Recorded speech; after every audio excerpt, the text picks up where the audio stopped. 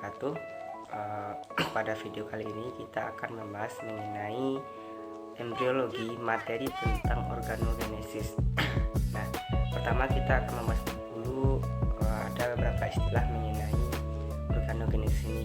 Yang pertama, organogenesis sendiri merupakan suatu proses pembentukan organ yang berasal dari 3 lapisan yang terbentuk sebelumnya pada masa gastrula. Nah, masing-masing dari 3 lapisan itu, yaitu ektoderm, mesoderm, dan endoderm ini akan membentuk suatu bumbung yang akan berkembang menjadi sistem organ tertentu yang saling berbeda, namun akan saling berkaitan antara satu dengan yang lainnya. Kemudian ada istilah diferensiasi. Pada perkembangan ontogeni, zigot berkembang menjadi berbagai macam bentuk atau tipe sel dengan berbagai produk dan fungsi. Perkembangan sel menjadi berbagai sel yang terspesialisasi ini disebut dengan diferensiasi.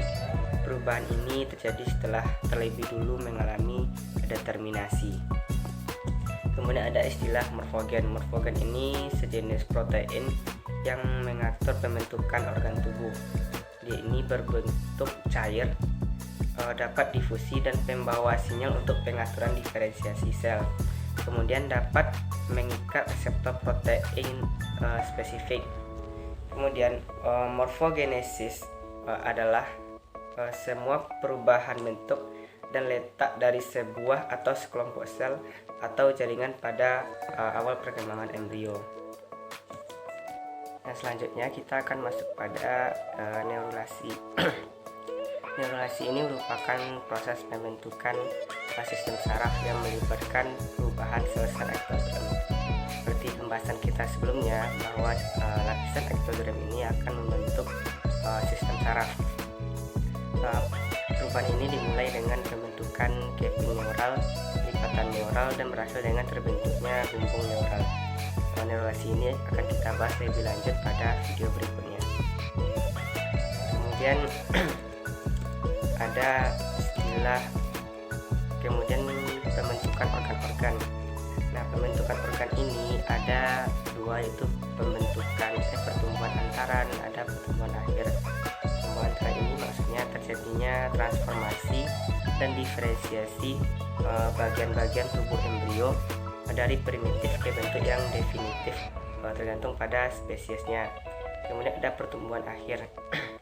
Ini kelanjutan dari pertumbuhan antara, perubahan atau penyelesaian dari bentuk definitif tadi menjadi bentuk individu yang sesungguhnya. Kemudian kita masuk kepada selaput embrional. Selaput embrional ini berkembang dan berfungsi pralahir atau sebelum lahir. Ini tidak menjadi bagian dari bagian tubuh janin, melainkan ini dikeluarkan pada saat partus. Selaput ini terdiri dari kantong kuning telur atau yolk, kemudian ada kantong amnion dan allantois serta chorion. Kemudian selanjutnya kita masuk pada macam-macam diferensiasi. Diferensiasi ini dimulai beberapa saat setelah fertilisasi atau menjadi zigot dan berakhir setelah proses organogenesis ini. Zigot sendiri sudah dimulai memiliki orientasi bakal jadi jaringan apa. Kutub animal akan jadi dorso anterior dan bakal jadi ektoderm. Kemudian proses diferensiasi ini akan menyebabkan sekelompok sel menjadi berbeda, sesuai dengan namanya, itu diferensiasi atau proses perubahan bentuk dalam struktur, fungsi, dan perilaku yang berlangsung pada masa embrio tentunya. Kemudian yang terakhir kita masuk ke induksi dan tumbuh.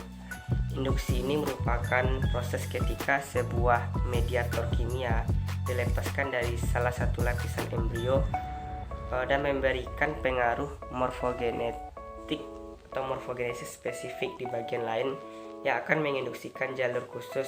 Misalnya dermis yang berasal dari mesoderm melepaskan suatu zat yang menyebabkan lapisan ektoderm di bawahnya itu akan berdiferensiasi menjadi epidermis, dan akibat induksi bersamaan dari sel di dekatnya jaringan dan akhirnya organ itu akan terbentuk. Kemudian yang terakhir kita membahas mengenai tumbuh. Setelah ektoderm, endoderm, mesoderm itu membelah dan menjadi bakal organ selanjutnya, akan tumbuh organ-organ yang akan dibahas pada materi selanjutnya. Dari 3 lapisan tadi akan tumbuh terus-menerus sehingga membentuk organ-organ yang akan menyusun tubuh makhluk hidup. Itulah pembahasan kita mengenai organogenesis secara umum pada video kali ini. Mohon maaf jika banyak salah. Assalamualaikum warahmatullahi wabarakatuh.